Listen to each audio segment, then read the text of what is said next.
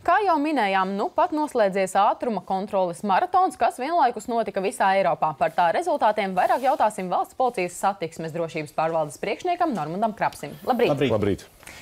Es pieļauju, ka ar jaunāko informāciju jūs esat šorīt pie mums studijā. Paldies, ka atnācāt. Kas tad ir tā pirmā atziņa par rekordiem, kas šo 24 stundu laikā tika uzstādīti? Jāsaka tā, ka tā pirmā atziņa ir tāda diezgan bēdīga, ja mēs runājam par tiem antirekordiem. Ja mēs vakar minējām antirekordu 154 km/h, tad uz doto brīdi apkopojot datus ir 162 km/h, tas ir uz autoceļa A13, Daugavpils virziens, Rēzekne-Daugavpils, Lietuva. Tā kā tas rekords iepriekšējās dienas ir pārsists. Jāsaka, vēl viens ļoti tāds bēdīgs gadījums ir bijis, nezinu, kā lai šo pat nosauc. Autovadītājs ar Ford Focus brauc 151 km/h pie atļautā 90 un bijis alkohola reibumā ar 2,45 promilēm. Tā kā tas, man liekas, neiet nekādos rāmjos. Runājot par šiem ātruma pārkāpējiem, kopējo situāciju vērtējot, kā mēs varam iedalīt ātruma pārkāpējus, ja vispār to var iedalīt? Vairums ir tādu, kas ātrumu pārkāpa salīdzinoši nelielā apmērā, vai tomēr pārsvarā cilvēki, ja pārkāp, tad pārkāp pamatīgi? Šie dati vēl ir vajadzīgs laiks, lai apkopotu precīzi, ja mēs tā varam pateikt, pa daļām, kā tas kodeksā noteikts, bet jebkurā gadījumā ir diezgan daudz lielie ātrumi, ja tā var izteikties, arī uz Tīnožu Kokneša šosejas maksimālais ātrums tika fiksēts 140 km/h. Tā kā, kopumā jāsaka, ka tas darbs, teiksim, parāda to, ka joprojām mums ļoti daudz pārkāpa ātrumu, un vidēja dienā 200-250 protokoli tiek sastādīti, tad šā reida laikā ir sastādīti 578 protokoli. Kurā Latvijas vietā šobrīd bija visvairāk ātruma pārkāpēju? Pēc esošās statistikas izskatās, ka Rīgas reģionā. Tas ir Jūrmalas šoseja? Jūrmalas šoseja, Ainažas šoseja, viss, kas pie Rīgas, tātad galvenajā ceļa. Kāda bija autovadītāju attieksme šajās pārbaudēs? Vai daļa no viņiem noteikti jau zināja par šo maratonu, bet tik un tā arī nav trūcis šo pārkāpēju? Ja mēs runājam par mūsu iedzīvotājiem, tad ir informācija, ka daudz bija dzirdējuši, taču kaimiņu iedzīvotāji, lietuvieši un igauņi, kas bija arī trāpījušies policijas redzeslokā un sastādīt protokolu, bija izbrīnīti, ka tāds reids notiek. Tā kā, varbūt nebija sekojuši medijiem līdz, tā kā, grūti pateikt. Bija arī citu valstu pārstāvji notiek? Jā, tieši tā.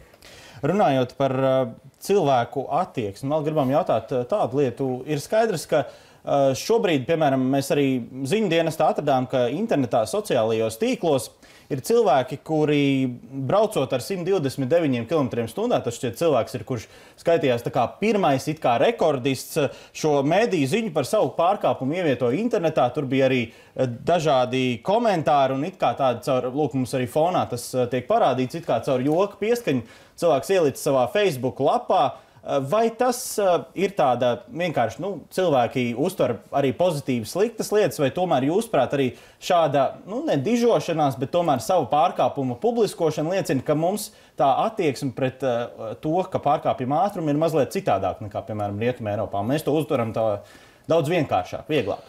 Es domāju, ka šis otrs gadījums, kad mēs to vienkārši uztveram daudz vienkāršāk un tā dižošanās šajos sociālajos medijos, man liekas tāda īsti nav pareiza attieksme. Mums tā attieksme tāda, ka likums jāievēro tikai tad, ja mēs zinām, kad notiek šī kontrole. Tanī brīdī, kad šī kontrole nav, tad mūsu attieksme mainās un mēs tā kā nihilistiski attiecamies par to visu. Jā, skaidrs, jo katrā ziņā diez vai, piemēram, varam arī paskatīties, kādi komentāri bija šim rakstam. Tur bija rakstīts, palika bez tiesībām un 2 soda punkti, biju gatavs maksāt vairāk, lai tikai tiktu televizorā. Tas tomēr diez vai, piemēram, Dānijā vai Norvēģijā vai Skandināvijā kāds tā darīt. Kā jums šķiet? Es domāju, ka diez vai tā darīt. Tur cilvēki laikam tomēr bišķiņ savādāk attiecās pret likuma izpratni. Es ļoti ceru, ka mums ar gadiem tas mainīsies.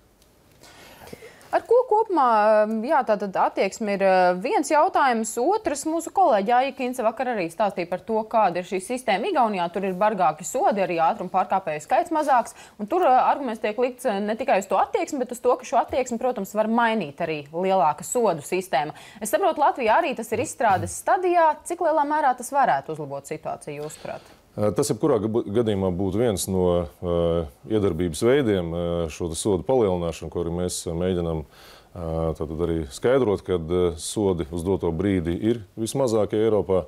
Un sodu palielināšana, tas ir veids, kā ietekmēt autovadītāju apziņas, satiksmes dalībnieku apziņu. Tas nav vienīgais veids, kā teiksim, uzlabot šo situāciju. Protams, tas ir vēl virkni dažādu pasākumu, izglītojošo, protams, ceļu infrastruktūru, ja, bet ja šie sodi būs uz doto brīdi tādi, kādi viņi ir tagad, tad, protams, varbūt, es domāju, mēs arī sociālajos tīklos arī to redzēsim šādas neievējošas, rakstus. Vēl mēs zinām, ka šī iecerme par to maratonu nāk no Vācijas kolēģiem. Viņi ir teikuši, ka iepriekšējos gados tas ir devis labus rezultātus. Kā Latvijā šobrīd izskatās, vai tādas akcijas varētu notikt vēl? Un vai tas labums, ko tās dod, ir ne tikai, ka vienā dienā mēs pieķeram daudz autovadītāju, bet, teiksim, vismaz daļai no viņiem tiešām liekam aizdomāties, ka varbūt nevajag skriet. Es domāju, ka šādas akcijas turpināsies. Jebkurā gadījumā šī reida rezultāti tiks izvērtēti nākošais nedēļa notiekošajā konferencē, kas tiek rīkot šeit Jūrmalā, Tispola konference. Un, kā jūs minējāt, tie darba rezultāti tiks izvērtēti un domāsim tālāk, vai šādas reides turpināt. Ja, teiksim, man personīgi prasīts, domāju, ka tas būtu vajadzīgs. Protams, tas neiet runa par to, ka katru dienu vai ik pēc nedēļas, ja, bet šādi preventīvi rakstura pasākumi, es domāju, ar mediju palīdzību, reklamējot to visu, tas dod savu pozitīvu ieguldījumu satiksmes drošībā.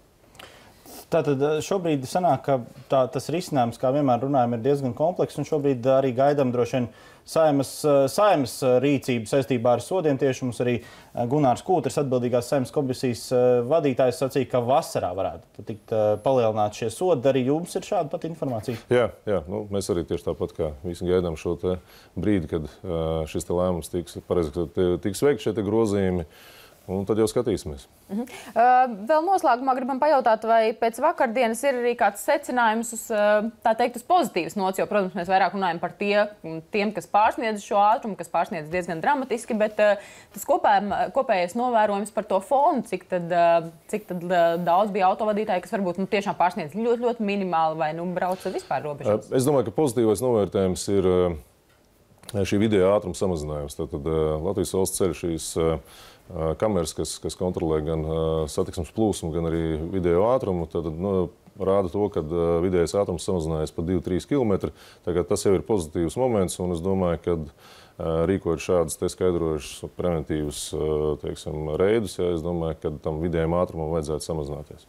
Vismaz publiski arī nav izskanējušas ziņas par autovadītāju pārkāpēju mēģinājumiem piekukuļot policistus. Nav izskanējuši, arī mums nav tādas informācijas. Tad arī varbūt šajā ziņā ir kāds pozitīvs ziņas. Jā, tieši tā.